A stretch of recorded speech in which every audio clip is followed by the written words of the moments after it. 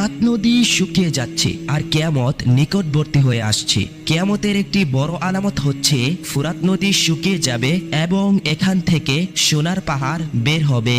রাসূলুল্লাহ সাল্লাল্লাহু আলাইহি ওয়াসাল্লাম বলেছেন, সে পর্যন্ত কিয়ামত সংঘটিত হবে না যতক্ষণ না ফুরাত নদী থেকে সোনার পাহাড় বের হবে। আর এই সোনার পাহাড়কে কেন্দ্র করে মানুষ যুদ্ধ করবে এবং প্রতি 100 জনে 99 জন মানুষ মারা যাবে। এই 100 জন মানুষের মধ্যে যে একজন বেঁচে যাবে সে মনে করবে মনে হয় আমি শুধুমাত্র একাই বেঁচে আছি। রাসূলুল্লাহ সাল্লাল্লাহু আলাইহি ওয়াসাল্লাম বলেন, ফুরাত নদী থেকে যখন স্বর্ণের পাহাড় বের হবে সে সময় যে ব্যক্তি সেখানে উপস্থিত থাকবে সে যেন তা থেকে কোনো কিছু গ্রহণ না করে। আর এই ফুরাত নদীর পানি 1999 সাল থেকে শুকাতে শুরু করেছে। যে এক সময়ে ফুরাত নদীর পানির গভীরতা এত পরিমাণে ছিল সেই গভীরতার পানি আজ কমতে কমতে শুকিয়ে প্রায় শেষের পথে।